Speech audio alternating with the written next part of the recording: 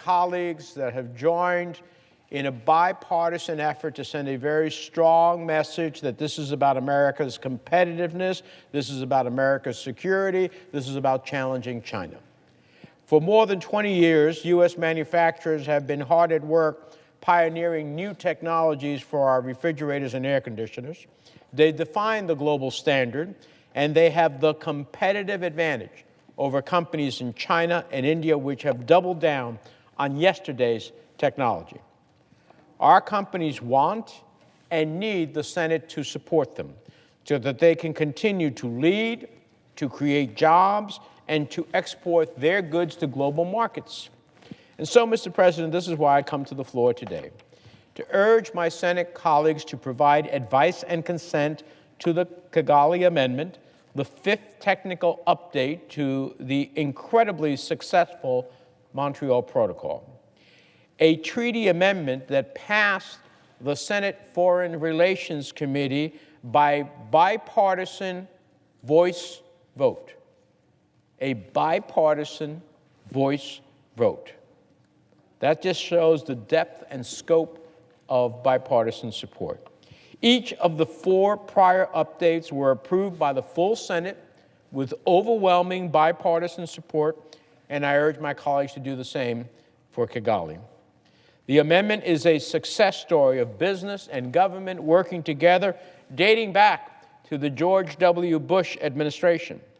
It is an update that will ensure U.S. leadership in exports into the future, and it is the only way to keep our businesses from being locked out of markets across the world. American businesses are clear. It's time to phase down antiquated chemicals known as HFCs, which American manufacturers want to leave behind. It's time to usher in a new era in which the modern products are purchased all over the world. Our companies already lead in this space. They have been investing billions of dollars to develop new technologies, alternatives to HFCs. And they've done so in ways that will ultimately decrease costs for U.S. consumers. That's why, for the time being, we have the competitive advantage over China and others. So the choice on this is clear. Ratifying Kigali means ensuring U.S. companies dominate the export markets. Failure to ratify means a wasted investment and a missed opportunity. Ratifying means we'll see thousands more domestic manufacturing jobs, 33,000 according to industry estimates. Failure to ratify means U.S. businesses that employs tens of thousands of people across the country will not be able to sell many of their products in key countries. We are talking about $4.8 billion annually of increased exports, $12.5 billion of increased economic output per year. So do we want billions of dollars a year in more exports and economic output? Or do we want to have lost jobs? Do we want lost exports? Do we want our companies suffering needlessly? Beginning in 2033, the nations all around the world that have already joined Kigali, 137 of them and counting that have already done this, will be required to block the imports of most HFCs from the countries that have not joined Kigali. So we would be blocked if we don't, in fact, ratify this amendment. We don't want U.S. manufacturers to be on the outside looking in. They employ thousands of people all over the country.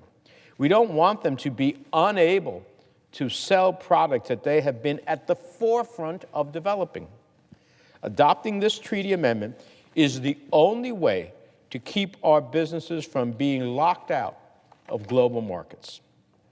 So let's not waste the engagement and encouragement by the Bush administration that led U.S. manufacturers to develop alternatives to these harmful chemicals.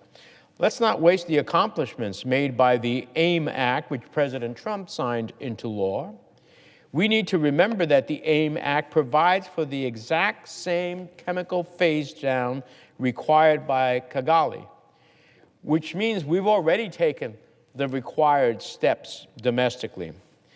This means that we wouldn't be required to do anything more, if we ratify Kigali, but we will miss out on billions in exports and thousands of jobs if we fail to do so. That is the essence. That's why manufacturers all over the country, in states like Wisconsin, Texas, and Kentucky, support Senate approval of Kigali. That's why there has been an outpouring of support from the business community, including major employers like Walmart, Carrier, Train, Lennox, and others. That's why the National Association of Manufacturers, the U.S. Chamber of Commerce, and the impacted industries, they all support this practical and bipartisan Senate action. So in closing, I ask my colleagues to fulfill our constitutional role in the treaty process by providing advice and consent to the Kigali Amendment. That requires 67 votes. I think we're well on our way there. Let's support American businesses. Let's continue to be the global leader. Let's support American consumers. Let's make sure the United States stays ahead of the competition. And let's beat China instead of help China at the end of the day. We can do all of that and so much more by adopting today's amendment. And I want to thank so many who have worked on this in a bipartisan effort. Senator Kennedy has been working very hard. And I want to thank my colleague, Senator Carper, the chairman of the Environment and Public Works Committee, who has been so passionate about the Kigali Amendment and in such a force to bring us to this moment today. And with that, Mr. President, I yield the floor. Mr. President. Senator from Delaware. Mr. President, I have 6 requests for committees to meet during today's session of the Senate. They have the approval of the majority and minority leaders. Duly noted. Thank you. While he's still here on the floor, I just want to say to Senator Menendez, our thanks to him and others on the Foreign Relations Committee for the leadership and for setting us up for great success. American business is up for extraordinary success.